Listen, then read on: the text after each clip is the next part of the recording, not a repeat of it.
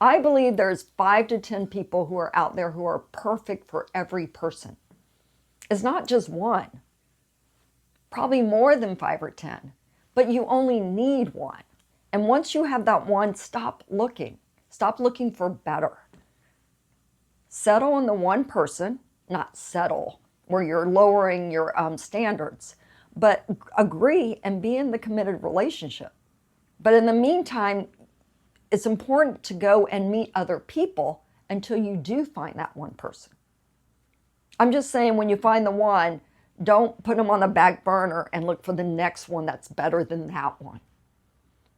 I'm saying once you find that person, then see if you're both on the same page so you can move into a committed relationship. What was your question? Do you lose control when you give a person a second chance? Do you lose control when you give someone a second chance? Yes. Let me ask you first, is there a problem with losing control? Yes. What, let's uncover that. What are you fearful nobody wants of? to lose control. When you're in a relationship, want when to you're be in in love, control. do you want to be in love? What is love, though? Love is when you lose control. And it doesn't really work out when you lose control. You should have some kind of control. You should have your own personal boundaries. That's your control. Right. So But when losing it.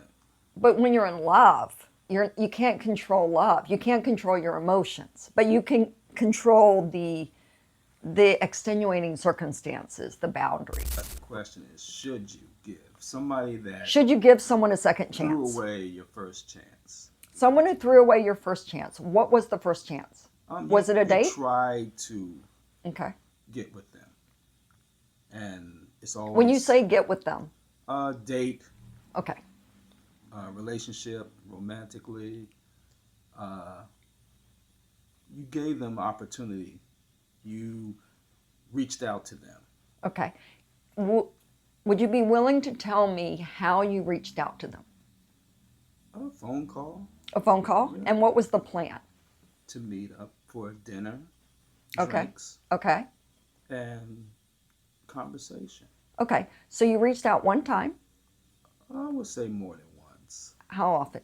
Say like 3 times. 3 times. And when you asked them out, did you have a place, a date, and a time that you Yes. gave them? And then at the last minute, they're like, oh, I can't make it. They can't make it. And that happened how many times? 3 times. 3 times. Because this has happened 3 times, my suggestion is to be bold, be courageous. I'm interested in getting to know you. I've asked you out 3 times. We never met up. Are you interested in getting to know me? Or would you like to meet or get to know each other or something like that? Would you feel comfortable being that bold? So your answer is yes, you should give them a second chance. You're not giving them a second chance. You're asking if they're interested. And if they say yes, you're going to go out. Then, if they say yes, then you say, what day is best for you? So there Next is a week. second chance. Yes. But if they say no, or if they kind of become wishy-washy, oh yeah, but I'm busy. That's a no, but they're afraid to speak their truth. So let them go. Let them go. I'm a big proponent on being bold. You only have one life to live. And if you don't ask those uncomfortable questions, are you interested in meeting or not? It's either yes or no.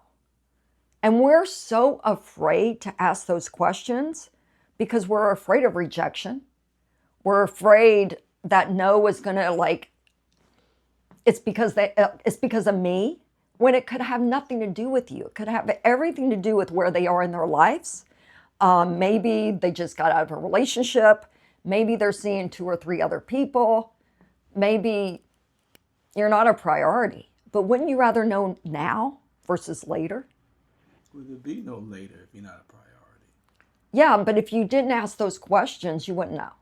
Is that right? So it's about asking the right questions. Ask those bold, uncomfortable questions so that your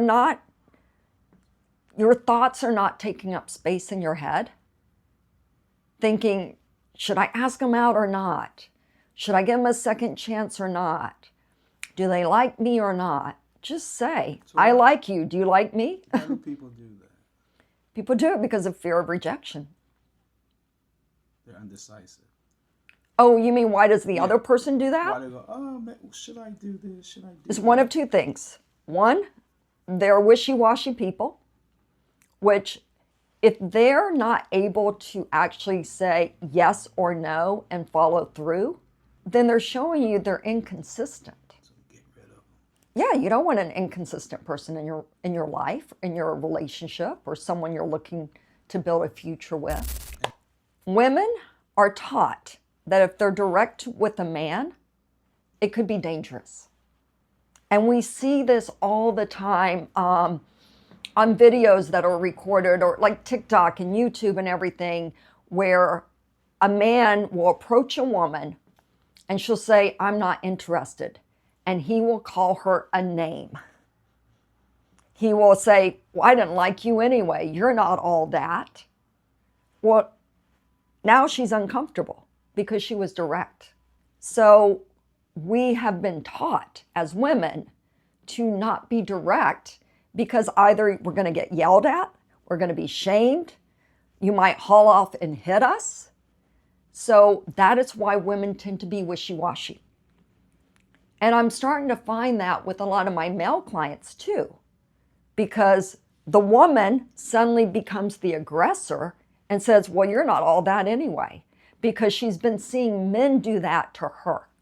So in my opinion, the more direct we can be, the more honest and forthright, we don't have to do it meanly, but we can do it with love and compassion. Thank you so much for coming over and approaching me. I'm not interested at this time. I wish you all the best. If a woman's just walking down the street minding her own business and a man comes to her, she might be thinking of the errands she has to do, the deadline she's under, maybe an ailing parent. She could have her mind elsewhere. And so her focus is doing what she needs to be doing. She's not in that space to welcome in someone that she doesn't know.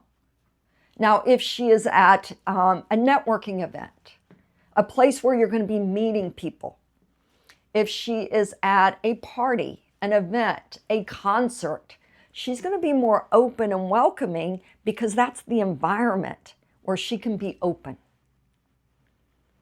But if she is, maybe she's with her girlfriends and, you know, they're all standing there or they're like this, there's no indicator she wants to be approached. If you see a woman and she's with her friends and her friends are all like this, but she's like this, she's open to being approached. Body language. It's body language. That's one aspect. Also, where are her eyes? Are her eyes totally focused on her friends, or is she glancing around, seeing who's out there? So And then what's look, the body language that says approach me and don't approach me? don't approach me is when your hands are like this.